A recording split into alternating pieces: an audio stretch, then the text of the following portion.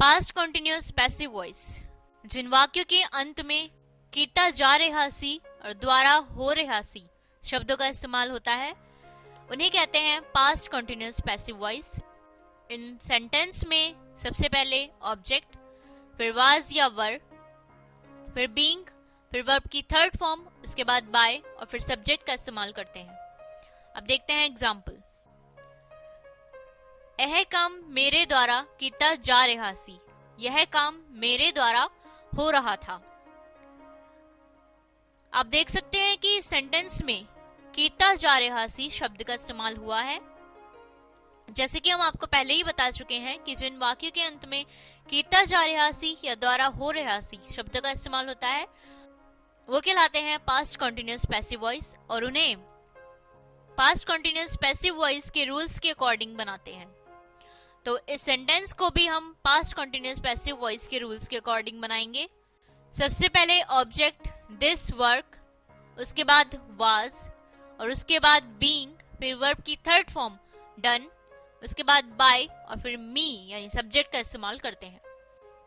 तो ये सेंटेंस बना this work was being done by me. Next example, Punjabi गाना उसके द्वारा गाया जा रहा सी, पंजाबी गाना उसके द्वारा गाया जा रहा था।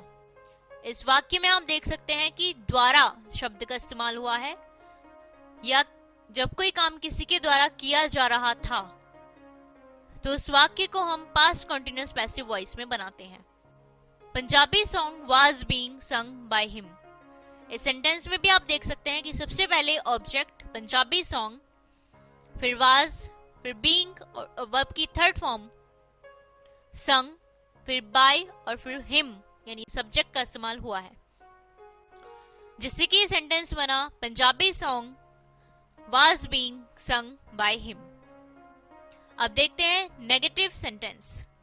नेगेटिव सेंटेंस में सबसे पहले ऑब्जेक्ट, ऑब्जेक्ट के बाद वाज या वर और वाज या वर के बाद नॉट का इस्तेमाल करते हैं, फिर बीइंग, फिर वर्ब की थर्ड फॉर्म, फिर बाय और फिर सब्जेक्ट।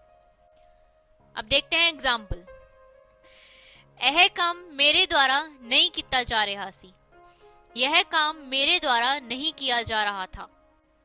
इस सेंटेंस में आप देख सकते हैं कि नहीं शब्द का इस्तेमाल हुआ है, जिससे कि पता चलता है कि ये नेगेटिव सेंटेंस है।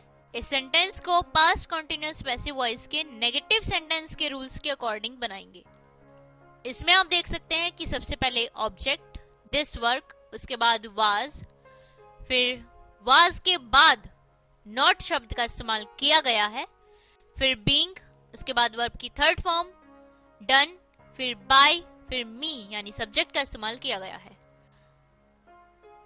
जैसे कि सेंटेंस बना this work was not being done by मी।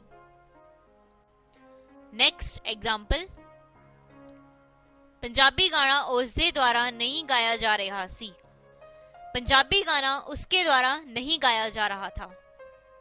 इस सेंटेंस में भी आप देख सकते हैं कि नहीं शब्द का इस्तेमाल किया गया है, जिससे कि पता चलता है कि ये नेगेटिव सेंटेंस है, जिसे पास्ट कॉन्टिन्यूअस पैसिव वॉइस के नेगेटिव सेंटेंस के रूल के अकॉर्डिंग ही बनाएंगे। तो ये सेंटेंस बनेगा Punjabi song was not being sung by him.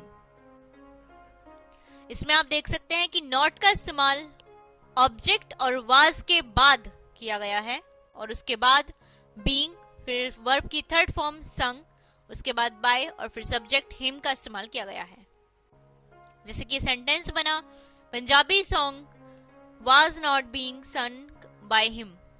अब देखते हैं इंटेरोगेटिव सेंटेंस। इंटेरोगेटिव सेंटेंस में सबसे पहले वाज या वर, उसके बाद ऑब्जेक्ट और उसके बाद बीइंग, फिर वर्ब की थर्ड फॉर्म, फिर बाय और फिर सब्जेक्ट का इस्तेमाल करते हैं।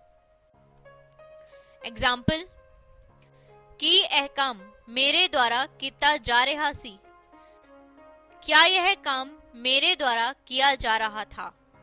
इस सेंटेंस में आप देख सकते हैं कि का इस्तेमाल सबसे पहले किया गया है, जिससे कि पता चलता है कि ये है इंटेरोगेटिव सेंटेंस, जिसे पास्ट कंटिन्यूअस पैसिव वॉइस के इंटरोगेटिव सेंटेंस के रूल्स के अकॉर्डिंग बनाएंगे।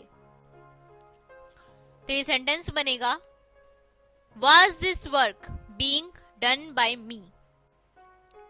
इस सेंटेंस में आप देख सकते हैं कि सबसे पहले was का इस्तेमाल किया गया है, उसके बाद ऑब्जेक्ट दिस वर्क, उसके बाद being, फिर वर्ब की थर्ड फॉर्म done, उसके बाद by और फिर सब्जेक्ट me का इस्तेमाल किया गया है। जैसे कि सेंटेंस बना Was this work being done by me?